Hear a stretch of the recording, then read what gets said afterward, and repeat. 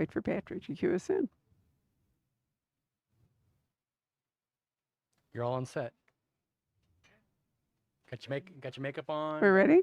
Wonderful. Good evening, everybody. Thank you so much for coming out. It's only like 104 here in Phoenix, but cool in the bookstore. So thank you, virtual audience, for joining us as well. I'm really pleased to have a chance to talk to Mike Maden, whom I have known from your first thriller that you wrote for Putnam. 2013 Drone. That's right. It's been 10 years. It has been, and we've been through your books and now Clancy books, and now we're in Cusslerverse. Yes, I am growing up. Well, I mean, I think it's interesting that you can adapt to these different worlds, but there are lots of similarities in them. Yeah, my first Drone series was a techno thriller series. Right. Of course, I, like everyone who loves the genre, you read Tom Clancy.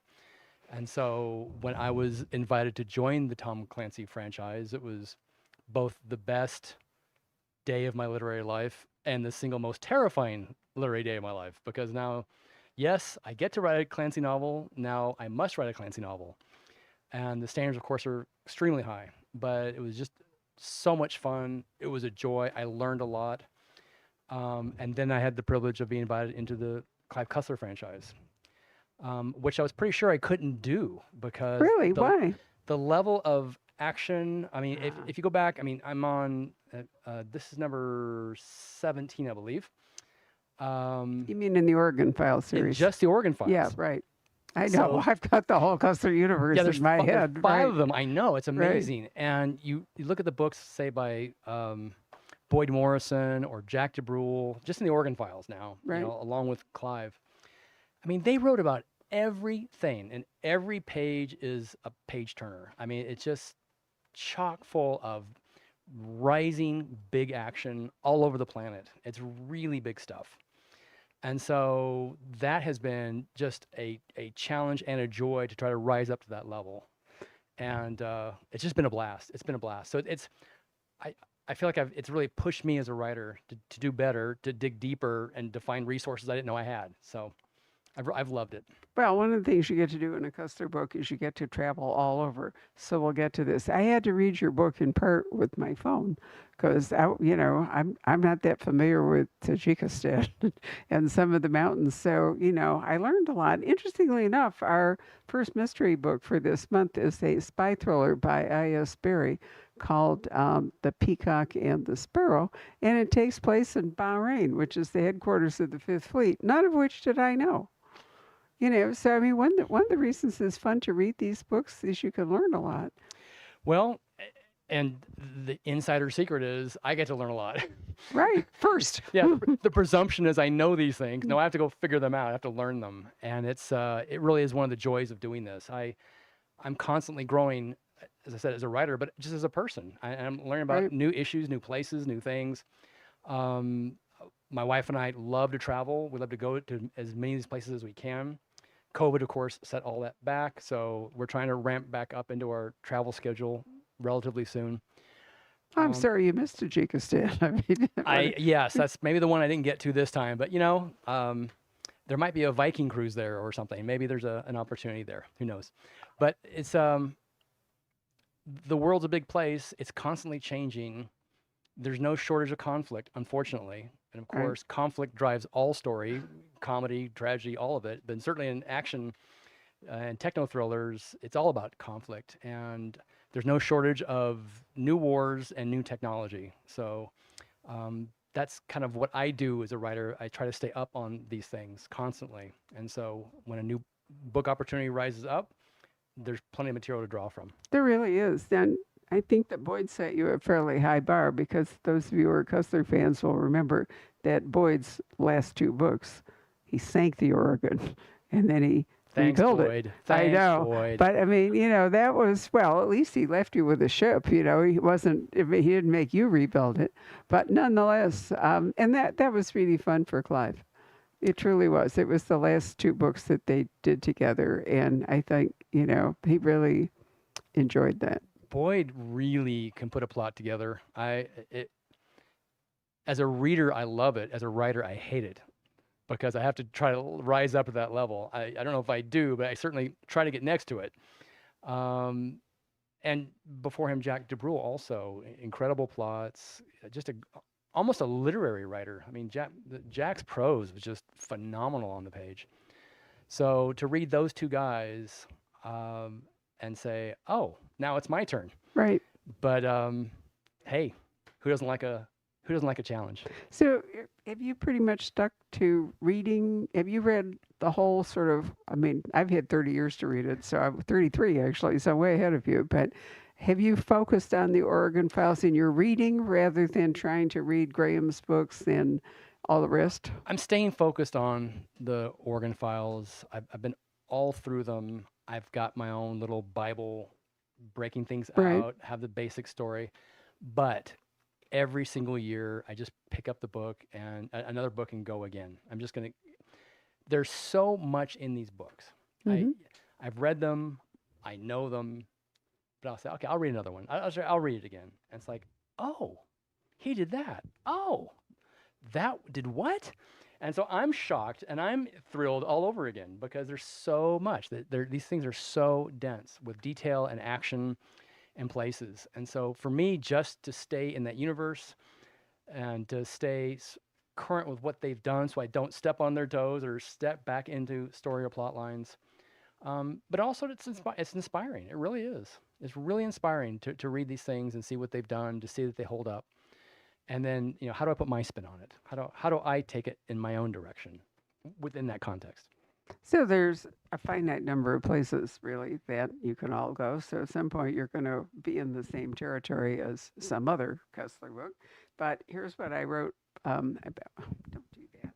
I hate it when, these damn phones, you touch them and they're so lively, they just go away. But anyway, I said that you've outdone yourself here from the opening action scene where the Oregon Files lead actor, Juan Cabrillo, infiltrates a seemingly impregnable held for ransom headquarters in Tajikistan to rescue a CIA asset in a scene straight out of a Daniel Craig James Bond movie.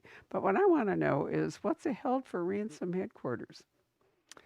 Well, it's a place in Tajikistan.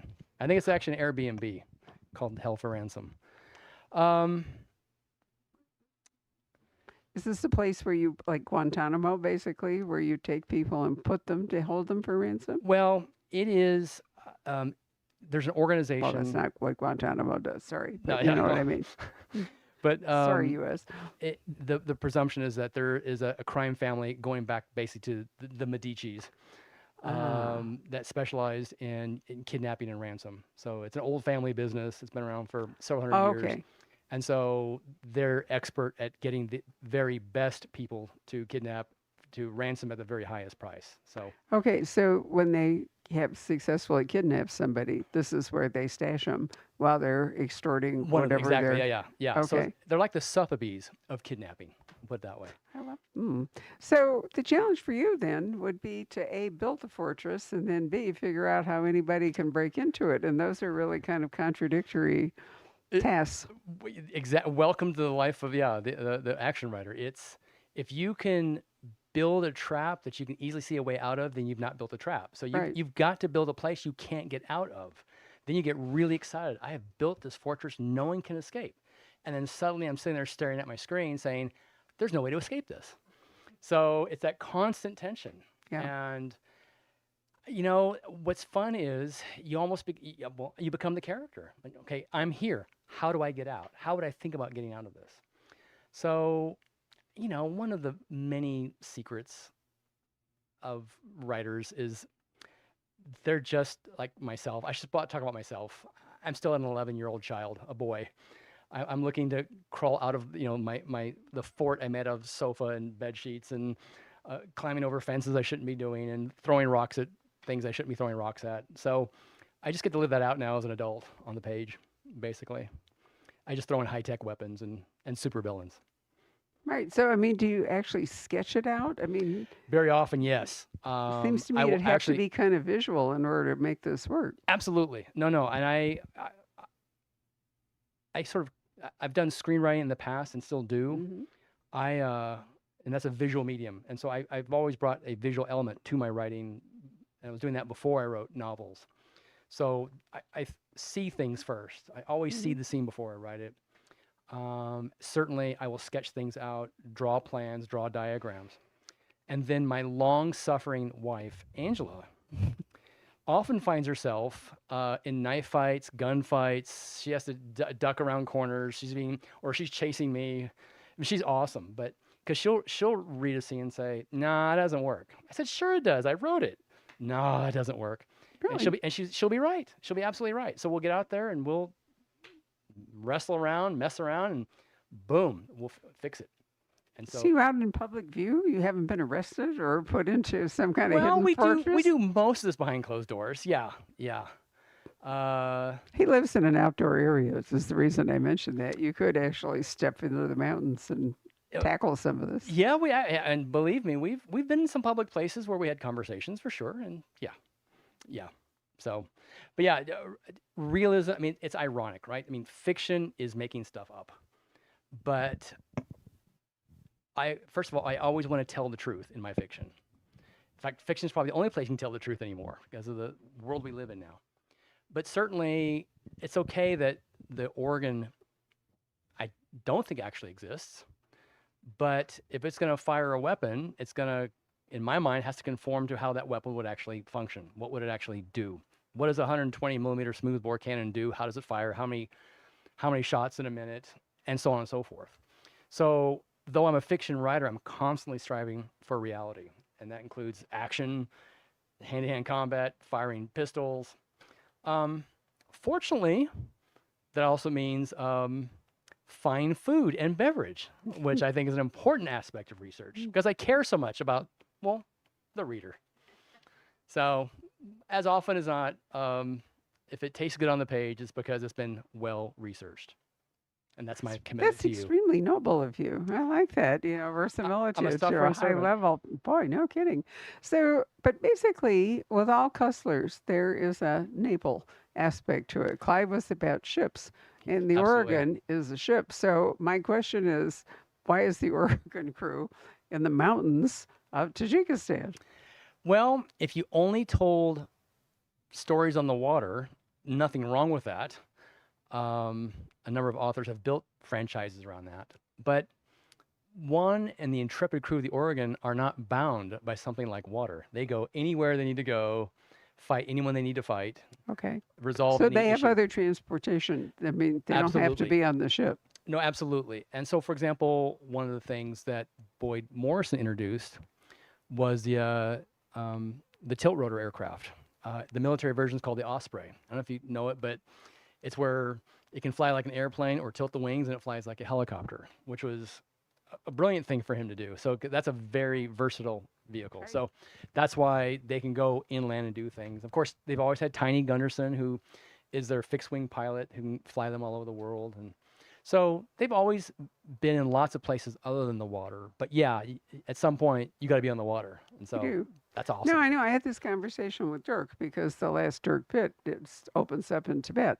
So the first thing I said to him was, "How come we're in Tibet?" And he looked at me and he said, "Because I knew you hadn't been there, because we had some conversations about places he'd put books where I have been, and especially the Straits, the Bosphorus in the first one that he did was a little sketchy there. But anyway, so that question came up. Is what technology is useful? Why would Dirk Pitt and Numa, for example, why would they be in Tibet? And how would they be in Tibet? Yeah, I what I love about the Cussler verse generally is it's very tech heavy, Hmm. and certainly in the Oregon file is extremely tech heavy. As a writer, that gives me lots of options. I can go up high, I can stay on the ground, I can go under the water, I can be on the Right. water. So we talk about putting yourself up a tree that you can't get out of. Well, if suddenly here comes a drone that drops a rope, I can get out of it, kind of thing. So Well, I do notice that drones tend to play a small role in your books, you know. yeah, I But can't get away from it. who can blame you for that? And they're getting more and more sophisticated and whatever. So, you know, you were doing drones 10 years ago, but they've come a long way now. 10 years ago, I was accused of writing science fiction, but everything I used in my original drone series was based on actual technology, either in, Right. that was deployed or on the books. Now all those technologies are kind of silly compared to what we're actually doing. I mean, it's advanced so quickly. Hmm. Again, the thing with the Clive Cussler franchise and really the book Flood Tide that introduced the concept of the organ. It was not there was no organ files yet. Clive mentions drones in that book. That's how far ahead he was. He was talking about drones in the 90s. I mean, Yeah. he was so great. He really had a vision. I think it's easy to treat like the organ files as, wow, this is just slapdash adventure and just a bunch of stuff. But he saw things. He really saw things. He had vision. He had vision, and he created an amazing world and amazing characters. And really, one of the primary characters, of course, is the organ itself. I mean, on the face of it, it's like, well, this is kind of way too incredulous. But if you think about it, a ship that looks like a broken down wreck really can go anywhere. And if it's full of all kinds of awesome spy gear and weapons to defend itself, I mean, why wouldn't you do that? And of course, the Q ships from World War One. I mean, this is not a new concept. It has been done before. Right. And certainly the old Russian trawlers during the Cold War days, right? The fishing trawlers, which were not fishing. They were all just nothing but loaded with spy Wasn't gear. there something in the news the other day about the beluga whale or the white whale that's a Russian spy thing? And I didn't read it to see if it was an actual whale or a faux whale.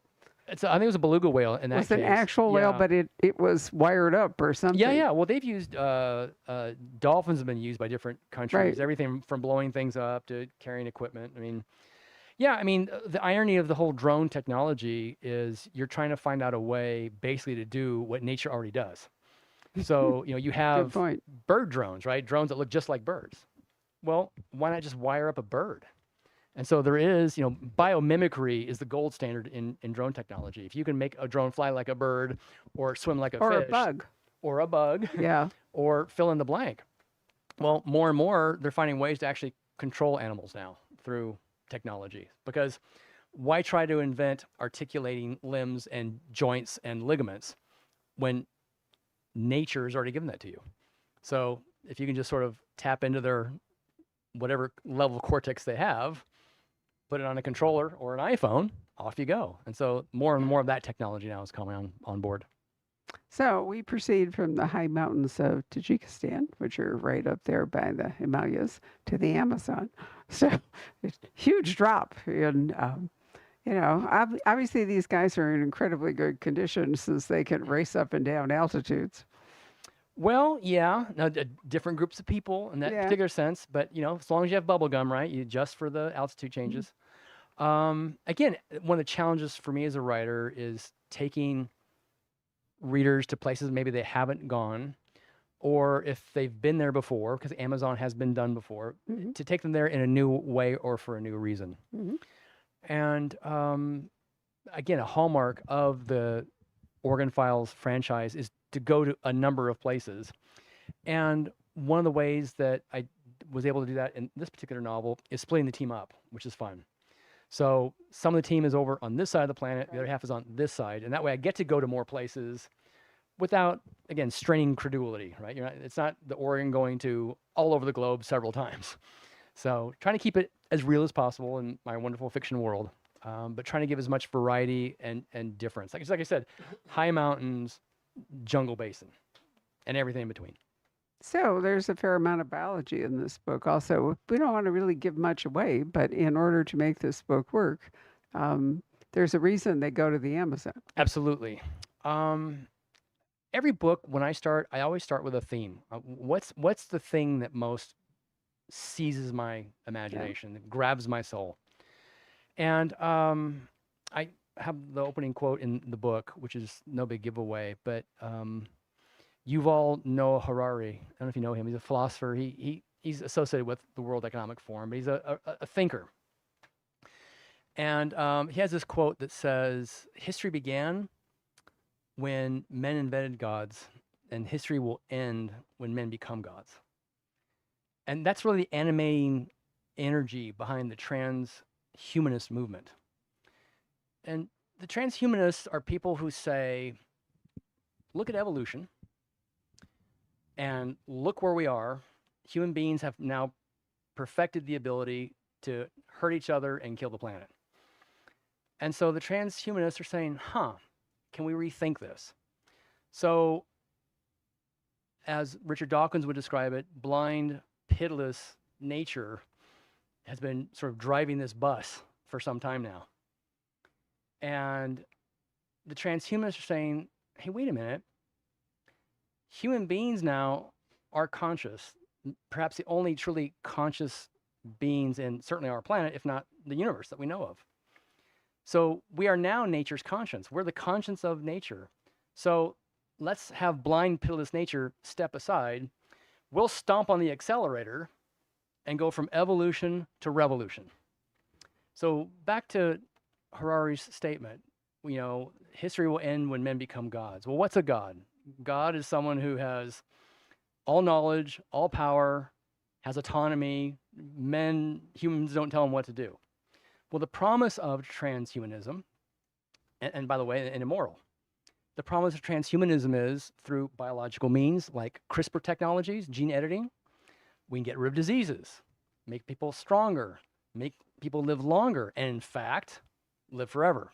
So someone like Ray Kurzweil is swallowing, I don't know how many hundreds of dollars of vitamins every day, because he wants to live long enough that there will not only be the singularity where computers achieve consciousness, but he wants to live to the point where now he can upload his consciousness into the cloud. So in Christian theology, right, Christ is coming back in the clouds. Well, now the transhumanists are sending us into the cloud. It's a kind of quasi-religious sentiment that we can overcome death, pain, suffering, if we have the right technologies that change all that in our bodies. And again, if we can upload our, whatever it means to be human, into the cloud, then we can just sort of keep building bodies, download into those. They'll be cool and awesome. Whatever kind of avatar you want, run around, change it out, swap it out, put new tires on it, or get a whole new one. And then upload stuff back in the cloud. I know it sounds crazy, but this is really what's driving an awful lot of science right now. So, the future of warfare is probably not going to be battleships and tanks. It's biotechnology. Biotechnology is the cutting edge of really science and industry across the board, but especially the military stuff. So I really wanted to address some of that. And all of my villains are a variation of that theme of how can we be smarter, faster, stronger through science, and what does that mean? What are the implications of that? What's it mean to be a human when you are merged with the machine? What's it mean to have consciousness or joy or happiness when basically now your brain is completely integrated in the internet and you have all knowledge of everybody else? And boy, would that be a lot of noise. But imagine if you're ChatGPT or y'all follow in that conversation. Well, imagine if that was in here all the time. And that's what they're trying to do. First it's going to be wearable, then it's going to be implantable. Neuralink, Elon Musk, where they're planting electrodes in the brain, the FDA just approved human trials. I mean, it's coming. What we thought drones were 10 years ago, this transhumanist technology will be 10 years from now. No question. Well, there's certainly some huge debates going on over it about AI and ChatGPT and, and there are awful neural diseases like epilepsy and all that, implants can control. What did you see the thing about the guy who's been paralyzed and they gave him, I'm trying to remember how they did it, but anyway, well, they did enough implants so that he could walk again on his own, even though his spine. So what they're hoping, I think, is to repair severed spinal cords. And Absolutely. that would be remarkable because Absolutely. And if they can't do that, they can put you into basically an an exoskeleton. exoskeleton, And exactly. so you can think and have the exoskeleton take you around. But Right. yeah, but the better promise is, can we go around the bad wiring if you have a broken spinal cord and still get Well, to? it's the electrical system that goes wonky when stuff like that happens, the transmission inside the people. So if they can figure out a wiring issue, Absolutely. you can do that. I met George Reeves, who was in New York one night, and I have a paralyzed leg that I'm not ever going to really be able to use, and my sister, who was running this big show at the Museum of Modern Art, said that I should go over and talk to him because we had something in common. So I felt like an idiot, as anybody would. But I did go over and talk to him, and he really wanted to stay alive and be part of trying to come up with Yeah. a way to resolve what had happened to him. Unfortunately, it was a simple thing. It was an infected bed sore that killed him. It wasn't the spinal injury, but I'm seeing Christopher Reeve. Thank you, Patrick. Yeah, what did I say? Oh, oh, Still a sorry. Superman. Okay, no, it was Christopher. Yeah. Exactly.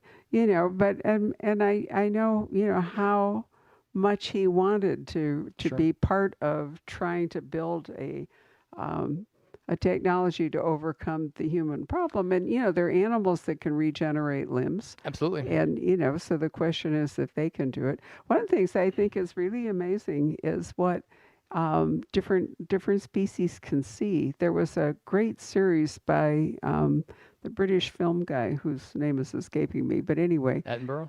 yeah, Yeah. David Attenborough. And he did a thing where using, infrared or whatever all he did, he could show you what some birds and fish and Sure. other things, and they don't see like we do. It's completely different. Or I watch my puppies, who somehow or other can sense that the UPS truck is down over here, and if they get to the door fast enough, maybe they can savage the driver. Whereas, I don't have any idea that the truck Sure. is there because I haven't heard it yet. So there's something, senses they have that we don't have. Well, that's the promise of this And that's technology. evolution is that, things have evolved with different, you know, Right. And what this technology suggestion is, why should only dogs have super hearing? right. Why should these animals be the ones that run so fast or Yeah, go through the list? So there, in one sense, there is a great promise. So, for example, sickle cell anemia now is being addressed through CRISPR technology. that's it. So there's some wonderful, wonderful possible applications. Um, and if I were a wonderful and nice person, I would write about those. But I write action novels with villains, so there's Right. also a dark side to these things. So why not have a soldier that can run and jump and shoot and fly and swim faster than anybody else? And wouldn't you like an army of super soldiers that could outperform anyone else in the battlefield, that never tire, that are completely jacked into your local net, so they're all in communication with each other? And those are technologies that are being investigated right now. So I use the platform of biologically enhanced super mercenaries, as they're referred to, or super mercs. But that technology is definitely out there and being experimented with. And trust me, the ones who are bound by ethical requirements, whether self-imposed or legally, are staying within the bounds. But there are people out there who don't, and they're pushing those boundaries as hard as they can every single day, and it's going to change the way we live, for good and for ill. Hmm. I'm not taking that many vitamins. I'm not sure I want to survive for this brave new world, but we'll see how it goes. So you do have an actual conflict going on here between there's a Saudi prince with his ambitions, and naturally, if there's a Saudi, there's probably an Israeli somewhere in the picture. Well, it's amazing. Yes, when you go to the Middle East, the same characters come back. And again, as a writer, the challenge is you always want to bring something new to the table. Um, but on the other hand, people want to explore and discuss, events that are really going on. So there's a tension there. The golden rule for a writer is to reach the level of the uniquely familiar. When you pick up an organ files book, including this one, all the things that you love about the organ files that Clive Cussler invented, not me, things like the organ itself are going to be there. And I love the franchise. I deeply respect the franchise. I enjoy reading the books myself. I'm a fan first and a reader, then I'm a writer. But having said that, as a writer, what can I bring to this? If I just tell you the same story that Boyd Morrison told you or Jack DeBrule told you, you're going to say, not very imaginative. I've seen this before. No, thank you. So I've got to bring, if I'm going to bring a familiar conflict like the Middle East, sidebar, why would I do that, right? Middle East, old news, every book's about that. Well, one of the things I want to discuss was the Yemeni civil war, which most Americans aren't aware of. Over 4 million people displaced, over 300,000 people slaughtered, arguably the greatest humanitarian crisis of the last several years. And no one talks about it because it's just not convenient. And the Saudis are doing that. The Houthis nominally are Iranian allies. And so we support the Saudis because that's how we, it's in other words, it's a proxy war. Does that sound familiar to you? So it's a proxy war where people are suffering by the millions, tens of thousands of children starving to death because of this war. So for me, yes, I want to tell a good story. I want you to get excited. I want you to have fun. But this is where I get to tell the truth again. So I'm bringing to your attention this particular conflict. So yes, I've got a fanatical Saudi prince whose desperate desire is to become king of Saudi Arabia. He is animated by his hatred of Israel. He's animated by his hatred of the United States. He's even animated by his hatred of other Muslims who don't share his particular brand of Islam. And his own family. Well, if they don't line up, absolutely. And so this is a man who wants to be king, right? And what's a king? Someone who's all powerful and no one can tell him what to do, right? It's another aspect of that transhumanist thing. Gods in their own minds. I get to do whatever I want. I can take lives. I can give life. I'm in charge. And there's several on the world stage right now as we speak. Actual people doing that, right? There always are. I know. But at the what breaks your moment, we heart. seem to have a particularly bumper crop. It's Well, not just Hitler. We have Putin, we have Erdogan, we have Orban, we have Xi. There's a whole, and let's not leave out the United States. So, there's a lot of them out there. There's a lot of suffering in the world, and Prince, what's his Mohammed, whatever the Saudi guy is, Prince Khalid is usually said, yeah. So he represents a lot of those kinds of ambitions that are not based on, what you hope for in a great king or a great politician, right? Is they use their power to benefit their people. But unfortunately, most people who get power, as Lord Acton tells us, right? Power corrupts, absolute power corrupts absolutely. Oldest cliche in the world. Unfortunately, cliches are true. Mm-hmm. And so when someone like a Khalid gets power or thinks he's going to get power, there's nothing that will stop them from doing the self-aggrandizing things that make people suffer. So much of the suffering in the world today is because of the ambitions of people like that, unfortunately. Mm-hmm. Just a few of them. Yeah, there is enough food in the world to feed everybody. There's no reason for most of the wars that are going on. There's no reason for the economic inequality that's going on other than greed and ambition. And so, yes, I love what I do. I love having fun with what I do, but these issues matter very deeply to me. And so I want to bring them to the fore. So, yes, I absolutely have my evil Saudi. I also have an Israeli. I'm sure most of you are aware that in the 1990s, Operation Solomon happened. And that's when Ethiopian Jews were about to be slaughtered in a civil war. The Israelis surprised everybody by flying in airplanes and evacuating thousands of them within a few days. Excuse me. So one of my main characters, actually technically two of them, are Ethiopian Israelis. So you haven't seen that before very often in a novel. So not trying to be too cute by half, but at least saying, hey, this is a variation of, of reality. So yeah. So, and then I have my mercenaries. We've seen mercenaries in these stories before, But Jean-Paul Celan is a different kind of mercenary, I think, in part because he's deploying biologically enhanced super mercenaries. And he is the kind of guy who says, my nationality is money. And it's the hatred of money that's the root of all stupidity. Because money is power, right? Money is independence. You can't tell me what to do if I have enough money. So he is doing what he does because he's completely amoral, because all he cares about is cash and power and independence. So my evil prince has hired an evil mercenary to do something amazingly evil. That basically is pointing the United States. My fanatical Saudi prince is trying to embroil the United States in a cataclysmic war with Iran. That's the essential conflict. And then everything else sort of revolves around that. So remind me, because Clive set up, these different things, the Oregon group and Numa, which, they're quasi, what kind of agencies are they? Who are the Oregon people actually responsible to?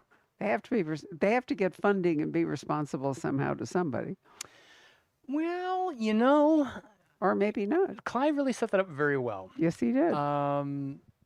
They're almost all of them are all former CIA or military.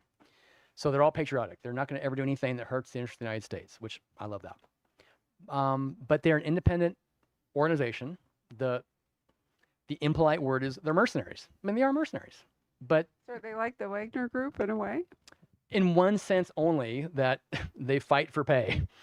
And usually it's Langston Overholt IV that who's their liaison with the CIA. If the CIA needs something done that needs to be done without anyone knowing about it, they call the Oregon.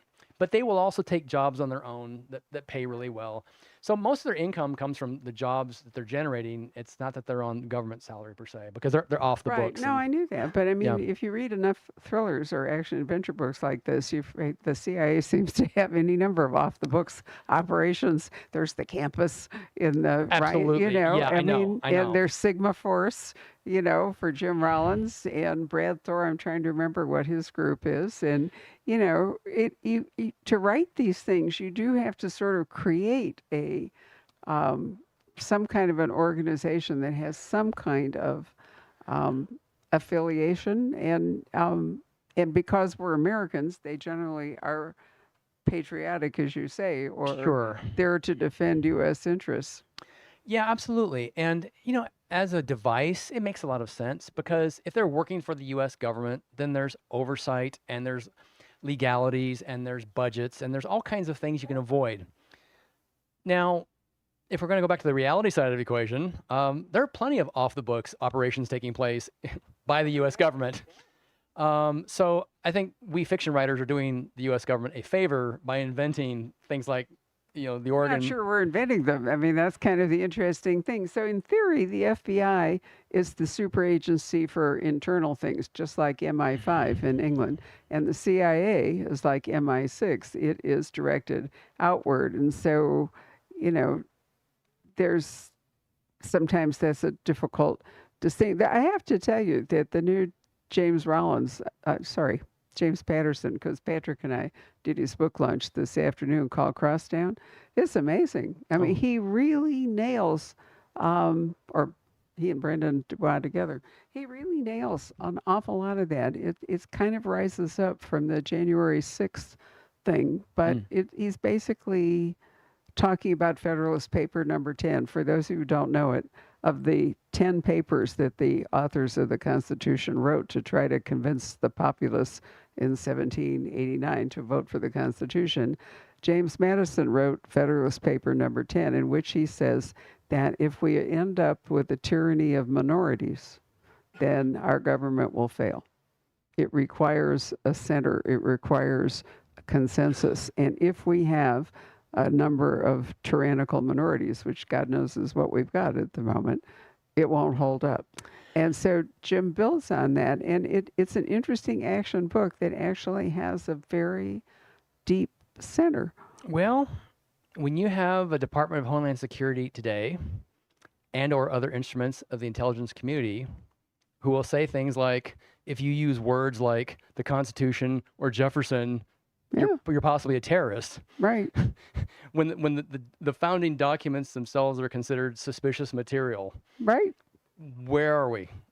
And Well, where have we arrived? that's a really good question. Where indeed are we? Where are we? And that's a different conversation for a different author. Hmm. I have the Oregon. I have off the books guys who always do Right. the right thing and always will do the right thing. And that's why I think honestly we read things like the Oregon Sure. Science. Because that's the one place where I can get away from the nonsense and the insanity of the front pages. Hmm. Um, it's a very interesting time. They used to say back in the '60s, theater is dead, right? Because life is so absurd. There's Yeah. no even point trying to do absurd things on stage. It's getting harder and harder to be a fiction writer. Certainly harder to be a thriller writer. That's for sure. Yeah, you don't I want to think just copy the headlines, but right. boy, You could actually often not make stuff up that is truly as ridiculous as what's happening around us. I don't know. They're so ridiculous. They are professionally ridiculous. They are studied ridiculous. They have think tanks that are pushing ridiculous to a whole new level. I mean, it's the singularity of stupidity. It really is. Um, and the kinds of decisions they're making and why they're making them. Uh, I love the Federalist Papers. They got it underlined. But my latest and favorite guru is Dwight D. Eisenhower, the four-star general turned president. Yeah. His farewell address reads like the book of Yeah. Joel in the Old Testament. It is prophetic. And he talks not only about the dangers of the military-industrial complex, and we're familiar with that one. He also talks about the tyranny of a technocratic elite. Hmm. And you put those two together and you run the last 30 years of American history, American foreign policy, American mistakes through that filter, it becomes crystal clear. But I have the Oregon, That's right. and that's And you know what? fun.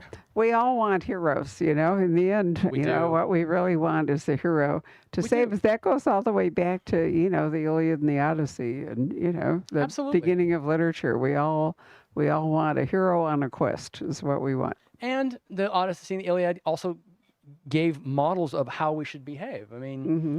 Alexander the Great imagined himself as Achilles. He did what he did because he wanted to be Achilles. Yeah.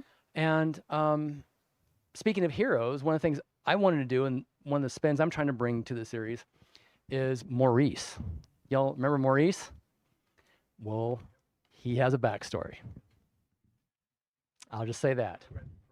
Oh, yeah, I love Maurice. I love Maurice. Maurice is fun. So, one more hero for the pantheon of the Oregon. So I can gather from all this that you're so excited about writing these that you're probably going to write another one. Dirk Cussler and the Cussler estate have kindly asked me to do another one. I'm thrilled to do it. Excellent. I'm blessed and excited. Okay. Well, Any that's really good news. Any ideas? Oh, yeah. We'll talk later. If you can even keep up with, events as they're unfolding while you're writing them, it's an interesting idea. Or even get ahead. Well, yeah, always. I'm always trying to get ahead. Sure.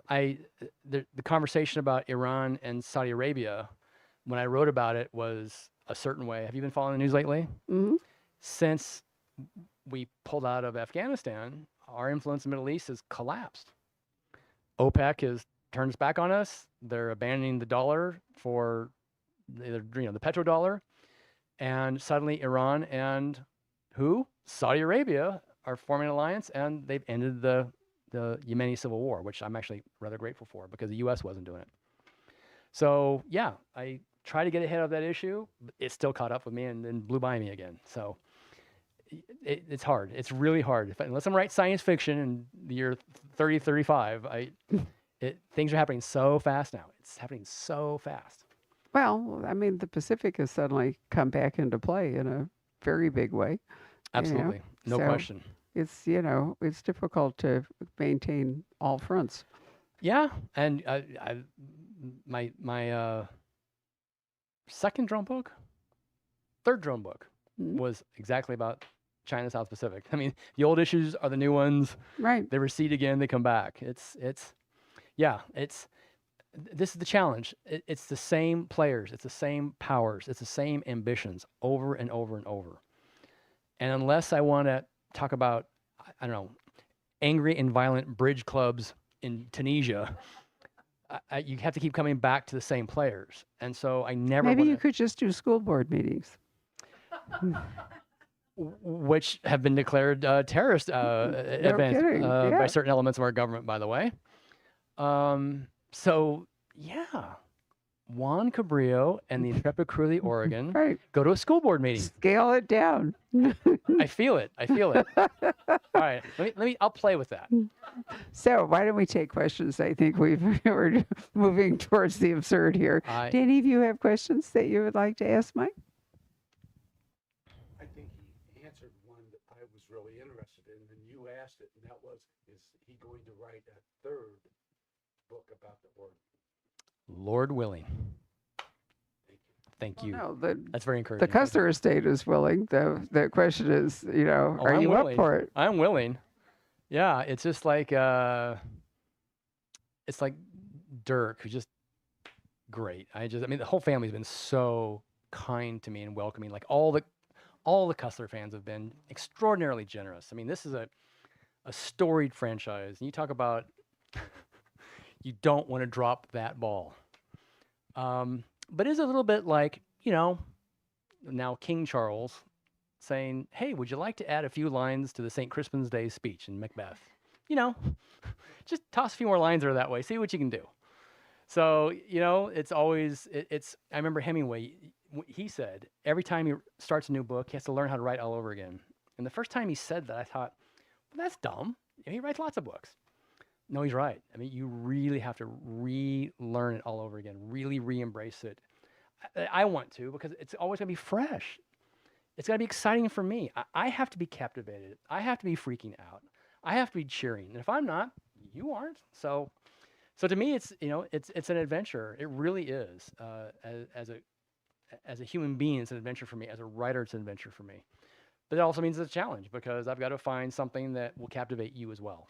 Because, Probably not a school board meeting, right? Too bad. All right. well, we tried, but that's a good start. But right, you tried 99 ideas to get to the 100. So school board, not so much. Well, so kind of building on all of this, things like the Oregon Files. It seems like whatever period of time it takes you to write one, by the time it's published, it's really relevant, And you've talked about how there are so many things going on that we don't necessarily hear about in the news. So how do you do your research? How do you sift through all of this stuff all day, every day? And what's happening right now. You talked about some of the technologies that are developing, all the transhumanism. How do you sort things out and kind of focus in on a plot that actually works? That's a great question. Everything I ever learned about life, I learned from the Oregon Files. So there's a device on the Oregon Files called the sniffer, where basically it hoovers every bit of electromagnetic data out of the atmosphere, monitors everything. I got a sniffer. I'm just a sniffer. I'm constantly hoovering this stuff up.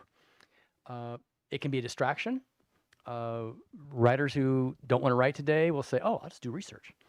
No, you got to write every day, right? You got to stay to it, but you also have to stay current. You have to stay with it. You really do.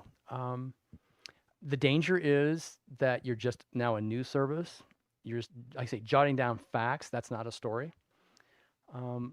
What makes it easy for me, in one sense, is Clive Cussler has built this amazing world. Juan Cabrillo. Anybody like Juan Cabrillo? Are you fans of Juan Cabrillo? Yeah. Go through the list of characters. He's created these great characters. You've got this awesome ship. I mean, it's basically, I like the summary, that the Oregon Files is basically Star Trek, the Enterprise, right? The original series. Let's get serious here. It's the Enterprise married to Mission Impossible, the original series, right? So it's big technology, but big action with lots of characters. And it's a beautiful formula. It's a beautiful framework. So in that sense, it's easy. But now I got to do it in a way that hasn't been done before, that's also interesting and relevant. So that's my challenge. And I'm blessed to have that challenge. But yeah, it's a challenge. It really is. What kills me is, this happened to me last book even, and well, even maybe I had this idea. I was so in love with this idea. It was the greatest idea ever, the best idea I ever had in my life. I nailed it. I crushed it. Oh boy. Oh boy. Here, I finally made it. Wrote it up, did the outline, did the research, had it footnoted. I sent it to Dirk. And it's that wonderful email. He says, "This is a fantastic idea. But Graham Brown just wrote it." So, Graham Brown, I'm watching you, buddy. So, yeah, I mean, I say great minds think alike, but he thought it first. So, I'm less He great. gets to win, right? Yeah, I know. Unfortunately. So, Graham again, will be here, by the way, on September 8th, okay. and Dirk will be here on November 11th. So there's a new Graham Brown um, in September, and then there's a new Dirk Pitt. And we're doing it on a Saturday because we thought that people could find it easier to travel if yeah. we did a Saturday night with Dirk. So, So on top Yeah. of everything else, those geniuses are out there writing, doing the same thing. And so then to not collide into what they're doing. But that's what Dirk does. Dirk oversees the entire series. yeah, The no, se- he the took on that universe, yeah. role. He took on that role. For Yeah, it's Clive, amazing yeah. how he keeps them all straight. But he's the one that superintends it all so that we don't step on each other's toes or cross wires. I know, and he really likes doing that. But I keep saying to him, I can't even imagine a Dirk Cussler, I mean, a Dirk Pitt that isn't written by Dirk Cussler. I mean, it would be, you know, I agree. but it is, these books are so big. I'll never forget Clive sitting down with me when he finished Trojan Odyssey and saying the scope of the books and the technology and all had become too big for him to do them all by himself. And, it really is for a younger guy, because he was in his 70s by then when he said that. Um, it's a huge amount of work. It's some heavy lifting for sure. But again, it's a privilege, it's an honor, and that's what I do. And if I wasn't writing these books, I'd still would be reading the same things and, well, reading Clive Cussler novels. So Right. if I'm going to read them, I might as well write them. That's an excellent idea. Anybody, Patrick, is there anything from the virtual audience? Topic standpoint, for a topic standpoint on that third book, today in the Wall Street Journal, they talked about Japan taking quantum computing to AI, taking AI to quantum computing in a really big way.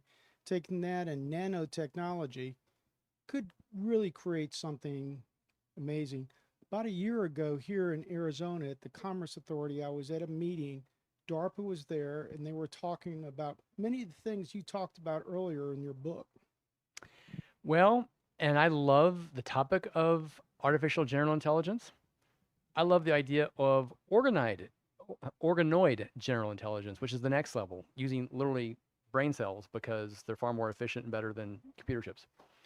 I love the idea of computer sentience. I love the idea of applying all of this, of software that is irresistible and can't be stopped, which is one of the promises of quantum computing. Unfortunately, The Jungle by Jack DeBrule and Shadow Tyrants both have quantum computing, artificial intelligence, unstoppable software. They've done it, and this is from years ago. Jack DeBrule. So It's not really impossible for readers to accept the idea that you could write something with your own spin on a same topic. Done better. There are only so many things out there, actually. yeah, but what's so interesting about this universe is, like I said, my predecessors had incredible imaginations and incredible plots. And basically, in both their cases, their machines could take over everything, everywhere. You can't stop them. Well, everything everywhere covers a lot of ground. So if I grab this smaller plot and make it and blow it up, would you be forgiving of that? Or would you say, I've read this before? So it's a challenge. It's a real challenge. Patrick, is there anything? Yeah. What about a cross-pollination between some of the different series? Is that kind of off the table? Like, say, you and Graham or you and one of the other authors, maybe like all four, collaborated on a... on a Well, story. I don't know that. That's splitting the advance 3 ways, though. That might not be good. That's another conversation. First of all, those guys are stallions. I'm the donkey, so they may not want to pair up with me. Number one. Number two, there is a little cross pollination every now and then. Dirk Pitt will show up in a Organ Files novel. It's not for very much. It's usually a kind of an appearance. But you have to set it up and work it in there. That's definitely doable. I don't know how fans overall would feel about that, because if you merge all of them, then it is kind of a big. There's this new trend in cooking now. My wife tells me, because she's an amazing chef, like just 3 ingredients to make a fabulous thing, and she does it. And it's fabulous. Sometimes less is more. So maybe having too many characters and too many franchises, maybe it wouldn't work. But yeah, we're all open for anything. We love new ideas, and I think they all be up for That's it. an I would too. interesting question for you readers. Do you read all of the Cussler books, or do you focus on, let's say, the Oregon Files, or you read Numa? I'm just Mine too. wondering. I love Yeah. it. Well, that's why you're here, and that's wonderful. The rest of them sort of very similar, a little different, but Morgan Bell's really stepped out there.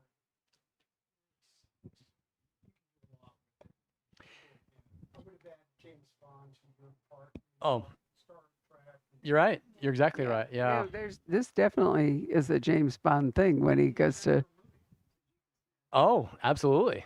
Now that Clive is not with us, there is a better chance for a movie. Right? I don't know, but it's a question we can talk to Dirk about in November, because it would all go through Dirk and the Sandecker is the holding group for all of that. And I'll tell you what, and Would be Blanca Rio in the movie? that's a great question. You could do that. What fun! It'll be fun. It'd also be a great TV series. Think of Game of Thrones or those really big ones. Jack Ryan, yeah. Oh, there's the new Jack Ryan, and my poor husband who's had cervical spine surgery and can't do. I mean, he's just like immobile. He's binged Game of Thrones. I'm so tired. I never watched it, and as I go back and forth through the house, Game of Thrones is flickering, and I finally said to him, "Is it ever going to be over?" I mean, I had no Peter idea Dinklage is how Juan long it Cabrillo. was. That you're fusing franchise again, right? Yeah, that would be Yeah. awesome. wouldn't it? Wow. So Game of Thrones meets the Oregon Files. Yeah. Right. Peter Dinklage. Yeah. Mhm. Remember when a question about kind of the challenges of sort of adapting your own style to the Clive Cussler franchise? I remember, Barbara, remember when Tom Perry took on the series for a couple, or was it the same series? It was. No, wasn't he Not was Oregon writing. Files. He was writing the Fargo series. it? Anyway, I remember him saying that one of the revelations of working with Clive was this notion of make it fun, make it more fun. And he was like, interesting. Never occurred, Yeah, well, yeah. Tom's a Yeah. more intellectual, right. But I mean, writer, I but, think it had an effect on his writing, his yeah. own writing. Now, Clive actually lived the life that I that know. these characters do. When his 80th birthday, we put together this amazing film. I mean, the family gave it. I actually have it. Maybe we should show it when Dirk is here. I have it on a, whatever they are. A brain implant? A stick. Those little, A what? the little things you. What is this analog thing of which you speak? Thumb drive, right? Thumb drive. Thank drive? you. That's it. I couldn't think of the word. Right. James Patterson revealed to me today it's the same problem I do. Neither one of us can remember names. It isn't that we're brain deficient. It's just that part of the retrieval system is whirring away. Anyway, one of the things that was so wonderful about Clive is that he actually did all that I stuff. know. To the degree that, was possible. I mean, by the time some of this really hair-raising stuff came along, he really wasn't physically able to do it. But, I've always thought it was so great that he could transfer adventure, back and forth. He could live it and then he could write it. That's probably why he did such a great job imagining these worlds. Yeah, I'm of an age when I think writer in my mind, it Clive Cussler is absolutely one of the ones that come to the top because, like I said, he lived the life. You know what? As a young boy, what I imagined an adventure writer was like a Clive Cussler, who's actually diving and finding wrecks and running around. Yeah. He's in that line of H. Rider Haggard. You know, when I was a kid, King Solomon's Mines God was Stuart Granger and Deborah Carr, who had a phenomenal hairdo in the middle of African jungle. But anyway, that was really exciting stuff. Errol Flynn, you know, Robin Scarrow and all the right. And so there's a tradition of that kind of thing. But Yeah. Clive took it up to a different level. And once he stopped writing the Dirk Pits all by himself, then he was able to branch out and, you know, create these other worlds as long as there were people to work with him. Yeah. So, you know, I've always admired the fact that he understood where he was, you know, he understood what he could do, what his limits were, and what he could do if he didn't have to, if he could expand it by bringing in other people. And that was a real gamble for him. Well, and also setting aside his ego. You know, most writers they're so precious about their work and what they've created. And like, Clive was not ego at all. See? No, he was all in service of the story, always. in my limited experience, I've been around a number of creatives in my life, different kinds of professions. The more jealous and angry and possessive they are, the less talent they have. The really talented people always give it away, always let go, in part because they know they've got more. You know, they're not trying to prove themselves or find worth or meaning or purpose in the fact that, you know, you love what I'm doing. They love what they're doing, and we love reading about it. That's the difference. And so, yeah, Clive is one of those one of a kind people that happen, you know, in a generation. Most writers will never rise up to that level. And you know, to get one book maybe on the New York Times, that's kind of a miracle. To create a series that gets on the New York Times, to create 5 series, I mean, that's what a legacy. What an incredible legacy.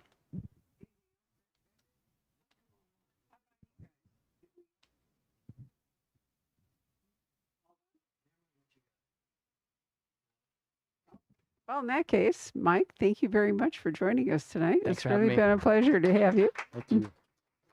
And thank you, audience, for coming out. So we'll have Mike stay here where he is at table level. Hang on a moment. Patrick, are we offline now? Just let me know. Nothing awkward.